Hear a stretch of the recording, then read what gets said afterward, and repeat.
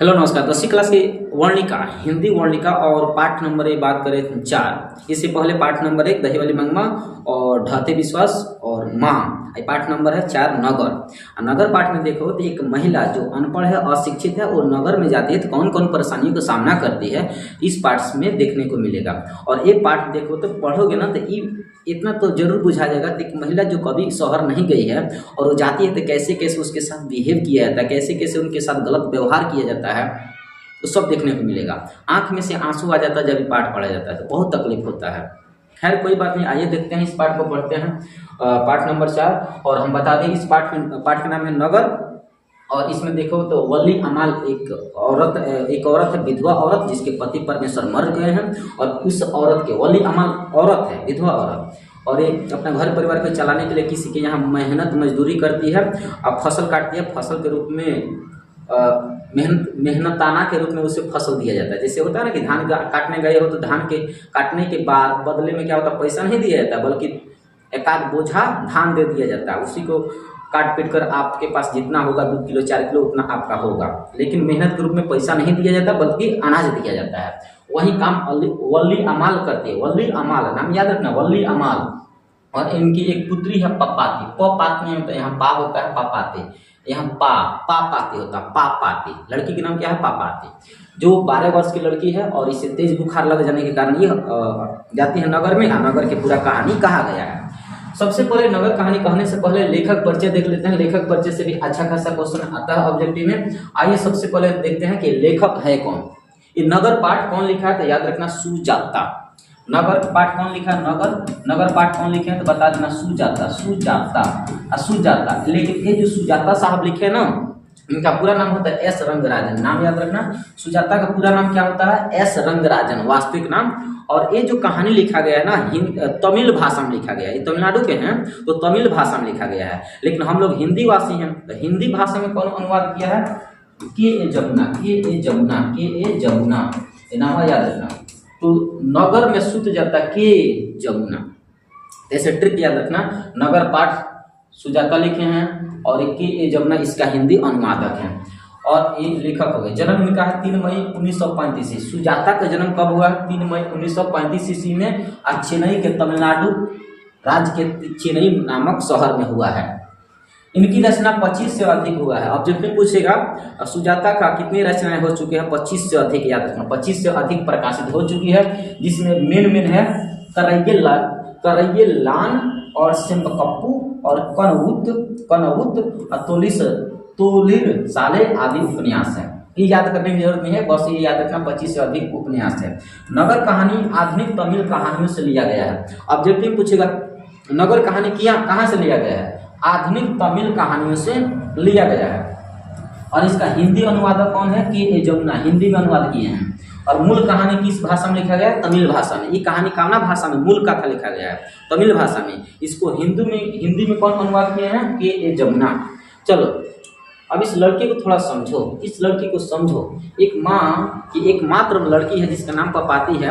उस पपाती को क्या होता है ना, अचानक तबीयत खराब हो जाता है, बहुत तेज बुखार लग जाता है। गांव के हॉस्पिटल में जाती है। गांव के एक होता है ना, गांव के कम चलाऊ हॉस्पिटल एक होता है, प्राइमरी हेल्थ सेंटर गांव में होता है, जांच पड़ताल करने वाले। उस प्राइमरी हेल्थ सेंटर में जाती है दिखाने के लिए पपाती को। वली अमाल जाती है, ये वली अमाल है और ये पपाती है, ठीक है। जाती है, डॉक्टर इनको डरवा देता है कि बहुत खतरनाक इनको बीमारी हो गया है, जल्दी से सुबह की पहली बस पकड़ लीजिए। कौन बस, सुबह की पहली बस जो पकड़ होगा ना, उसी बस को पकड़िए और तुरंत शहर के बड़े हॉस्पिटल में जाकर दिखाइए। वली अमाल मरती क्या ना करती, ऐसा ही करती है। सुबह अगली बस पकड़ती है, सुबह की पहली बस पकड़ के चली जाती है कहाँ, मदुरई शहर में। याद रखना ये कामना शहर में जाती है, मदुरई।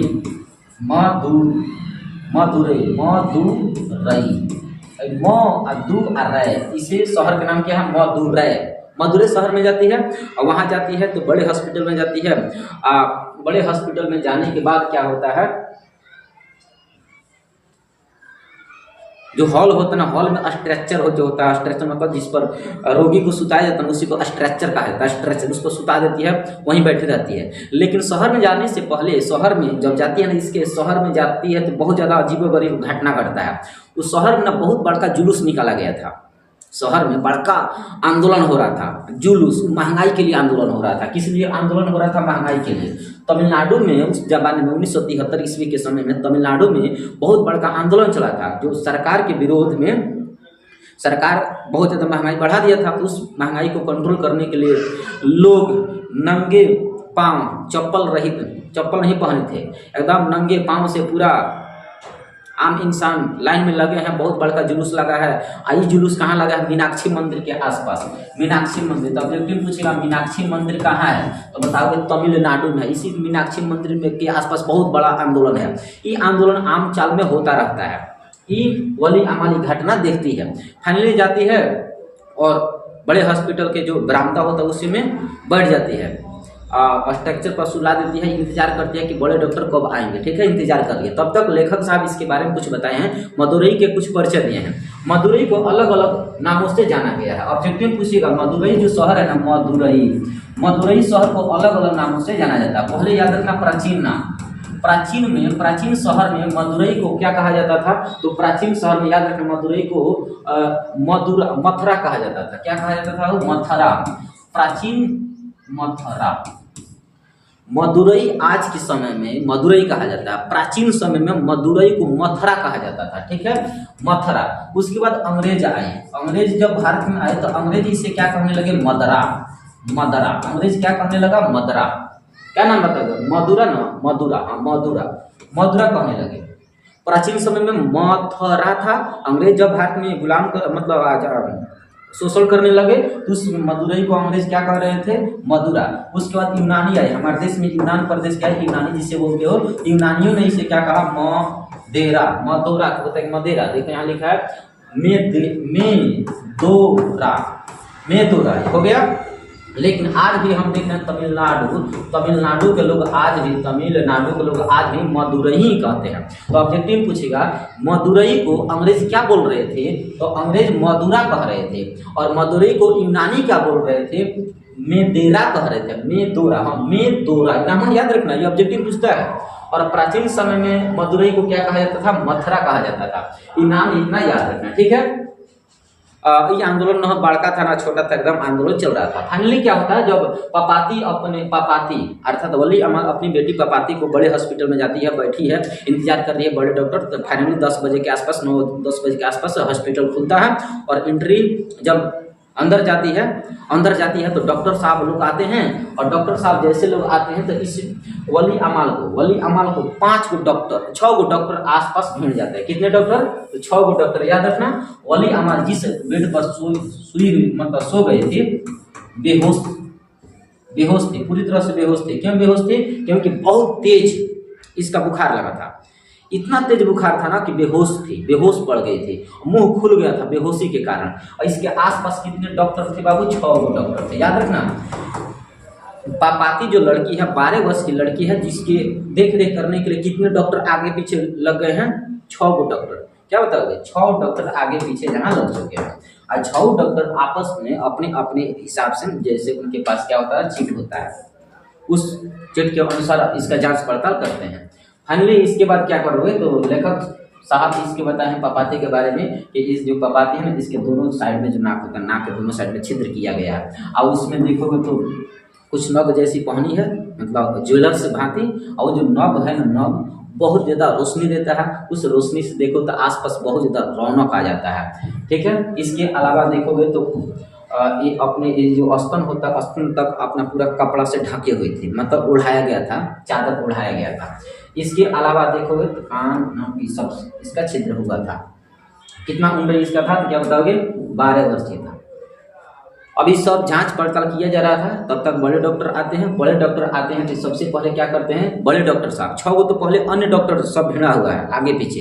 इसके बाद एक बड़का डॉक्टर आता है। वो डॉक्टर क्या करता है? पहले उसका एक माथा पकड़ता है, दोनों साइड में ऐसे हिलाता है। हिलाने के बाद इस कान में ऐसे खोलता है, ऐसे टच करता है। उसके बाद से आँख के पलक उठाता है। उसके बाद से देखो तो माथा टनकाता है। पूरा जांच पड़ताल करने के बाद तो निष्कर्ष निकालता है इसे मेनिंजाइटिस रोग हुआ है। मेनिंजाइटिस बीमारी होता है, मेनिंजाइटिस। पापाती को कौन बुखार लगा है? मेनिंजाइटिस। नाम याद रखना, मेनिंजाइटिस नाम याद रखना। पापाती को बड़े डॉक्टर साहब कौन सी बीमारी का बीमारी बताते हैं कि इस लड़की को कौन सा बीमारी हुआ है, तो बता देना मेनिंजाइटिस।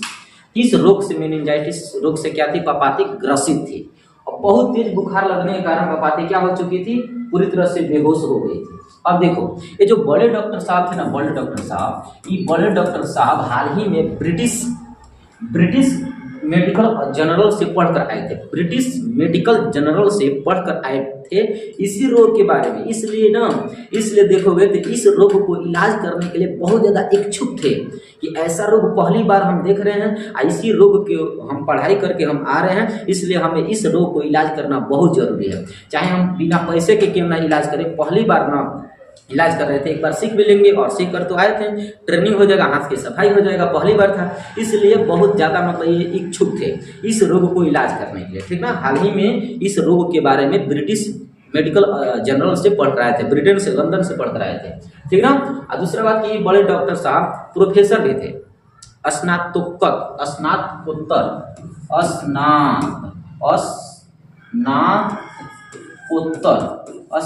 का मतलब होता है MA, जो MD वाला जो MD लेवल के जो बच्चे होते हैं ना, हायर एजुकेशन के, उन सभी छात्रों को पढ़ाने वाले थे। और जो छः गो जो हॉस्पिटल में जो पपाती को लेकर घेरे थे ना, वो सब के छः जो डॉक्टर हुआ करते थे, सब के सब बड़े डॉक्टर के छात्र हुआ करते थे, ठीक ना।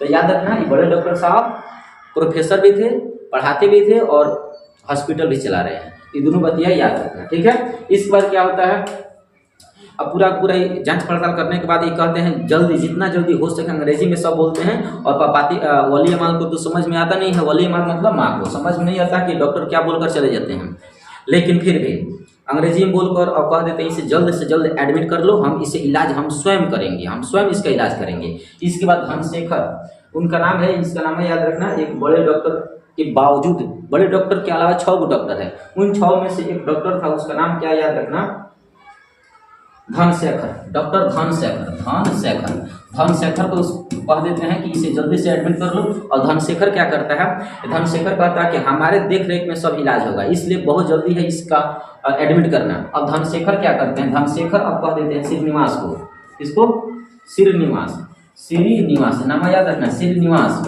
बड़े डॉक्टर साहब धनशेखर को बोले हैं कि जल्दी से एडमिट करो, और धनशेखर श्रीनिवास को बोले हैं कि जल्दी से इसका भर्ती कराओ, तब तक हम आ रहे हैं। बड़े डॉक्टर के साथ ही पीछे पीछे चले जाते हैं। श्रीनिवास कहते हैं ठीक है। अब श्रीनिवास जी और वली अमाल के बीच में बातचीत होगा, क्या होगा बाबू, बातचीत होगा, पूरा समझाएंगे। वली अमाल से पूछेंगे नाम क्या है, अब नाम क्या है, क्या नहीं है, ये पूरा का पूरा बात यहाँ से होगा, समझा ना। यही हॉस्पिटल है, यहीं देख लेना, पूरा हॉस्पिटल यही है, और ये डॉक्टर देख लो कैसे इलाज कर रहे हैं। अब ये नाम धाम सब के सब चलेगा। अब क्या कहेंगे, श्रीनिवास कहेंगे पर्ची बनवाइए, तो पर्ची बनवाने से पहले क्या होता है, नाम पूछना पड़ता है, आपका नाम क्या है। तो वली अमाल कहती है, श्रीनिवास क्या बोले, आपका नाम क्या है, क्योंकि पर्ची बनवाना है तो नाम तो पूछना पड़ेगा। तो वली अमाल कहते, वली अमाल तुम्हारा नाम क्या है, वली अमाल तुम्हारा नाम नहीं, पेशेंट का नाम क्या है, तो मर चुके हैं। वली अमल एकदम बिल्कुल अनपढ़ है, अशिक्षित है, पढ़ समझ नहीं पाती है कि क्या हमें करना है। वो पूछते हैं तुम्हारा नाम क्या है, तो कहती है वली अमल। अरे वली अमल नहीं, जिसको एडमिशन कर मतलब जिसको एडमिट करना है, पेशेंट का नाम क्या है, तो कहते मर चुके हैं। अरे पेशेंट का मतलब रोगी का नाम क्या है, वली अमल। कन्फ्यूजन हो जाती है, कुछ और पूछते हैं, कुछ और बताती है, कुछ और।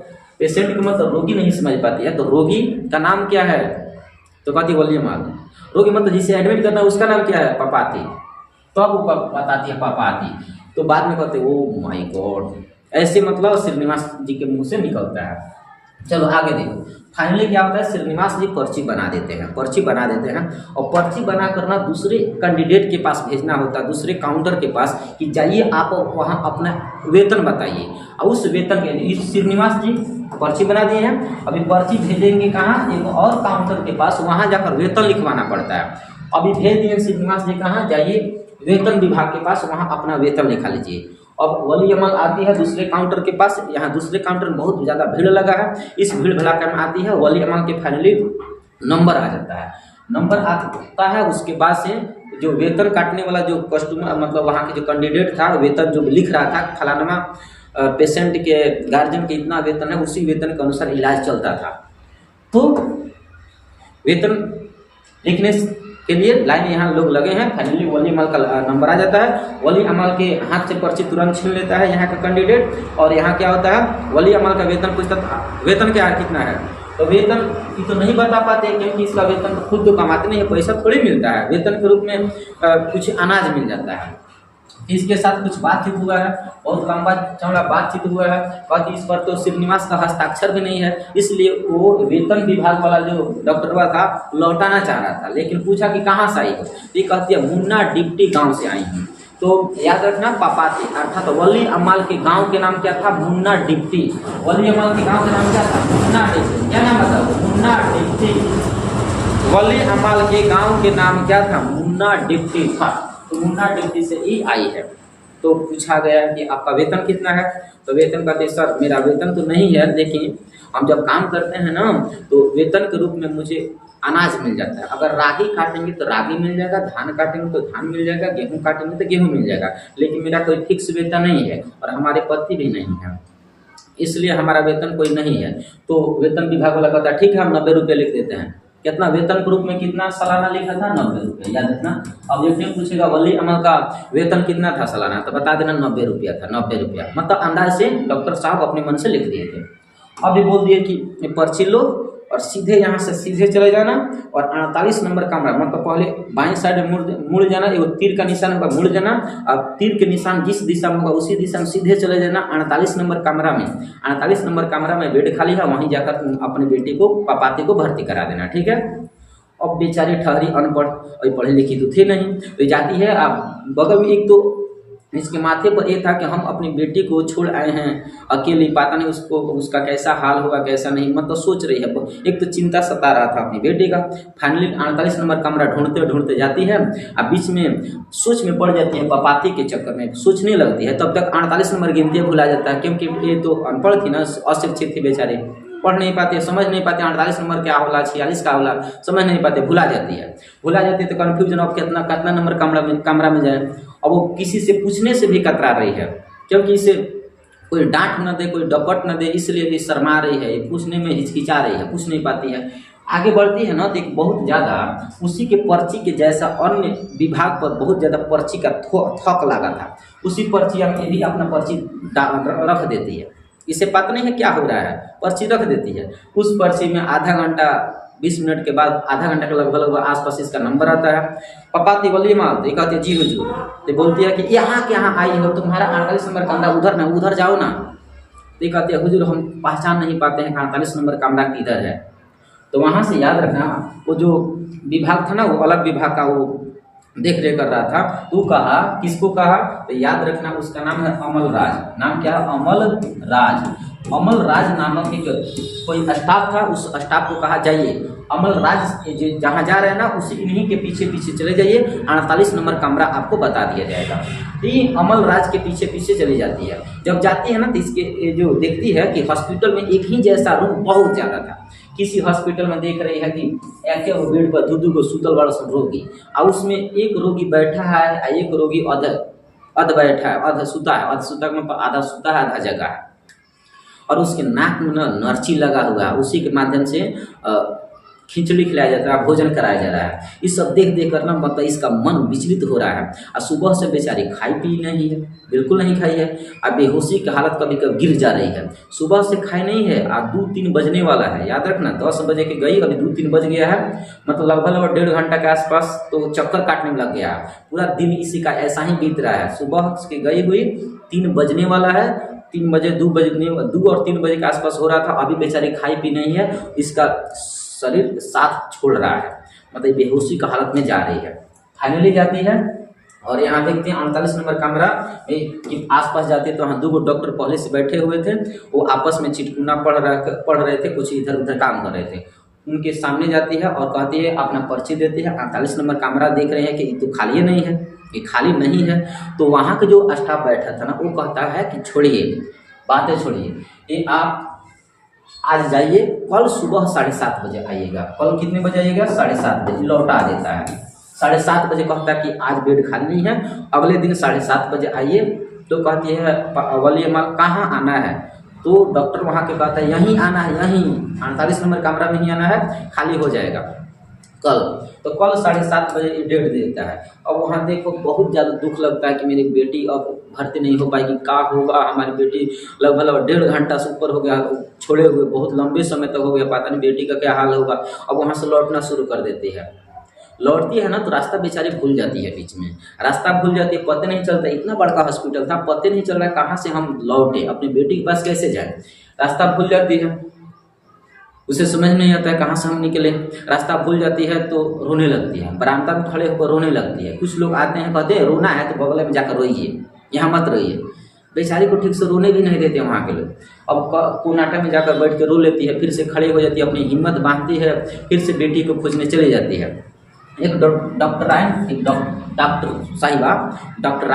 वो डॉक्टर साहिबा कहीं जा रही थी, मतलब दूसरे क्लिनिक में जा रही थी, मतलब दूसरे रूम में, तो उसी डॉक्टर साहब से कहते, डॉक्टर साहब मुझे अपनी बेटी के पास जाना है, जहाँ वेतन पूछ कर लिखा जा रहा था ना, वहीं मेरी बेटी है, बताइए कहाँ से रास्ता है।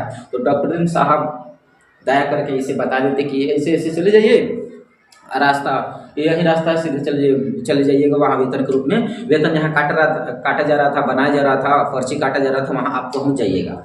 तो डॉक्टरिन साहिबा के बताए हुए राह पर चली जाती है, आगे जाती है तो एकदम पहुँचने वाली है, लेकिन देखती है ना जिस रास्ता से जाना पहचान रास्ता अब लगने लगा है, जिस रास्ता से बेटी के पास जाना है ना, वो रास्ता एकदम बंद हो गया है, मतलब दरवाज़ा लग गया है।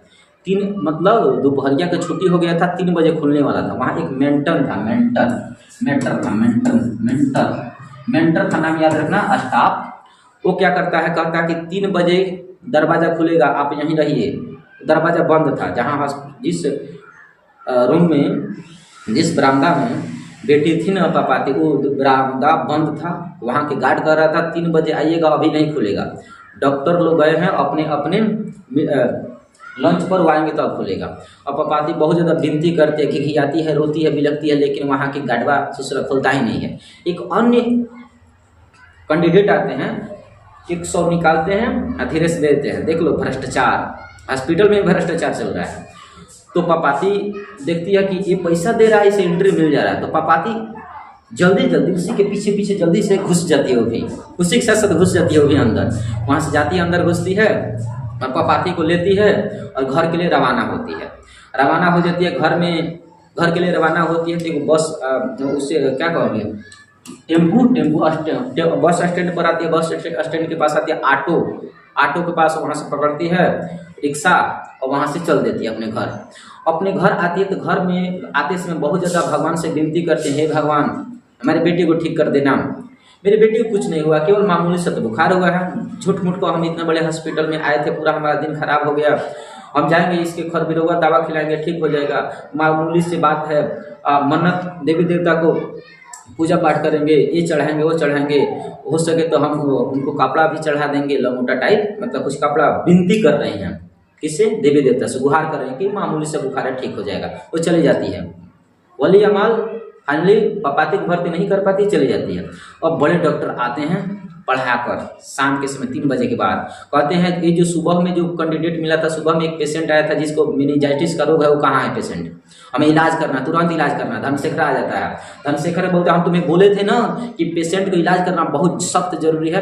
धनशेखर कहता वो तो हम बोले थे श्रीनिवास को, वो कहाँ गया, श्रीनिवास को खोज रहे हैं। वो आपस में बातचीत होने लगता है। वो कहते हैं 48 नंबर कमरा में हम भेजे थे, तो 48 नंबर कमरा में धनशेखर जाता है। वहाँ देखते हैं कि 48 नंबर कमरा वाला जो स्टाफ थे वो कह रहे हैं कि हम तो भेज दिए हैं 7:30 बजे। एक लड़की आई थी, एक लड़की में एक औरत, वो 7:30 बजे अगले दिन बुलाए हैं। तो बहुत ज़्यादा गर्मा जाते हैं, कौन, बड़े डॉक्टर साहब गर्मा जाते हैं कि ऐसा कैसे हो सकता है, अगर तुम्हारे पास बेड खाली नहीं तो हमारा पर्सनल बेड क्यों नहीं दे दिया।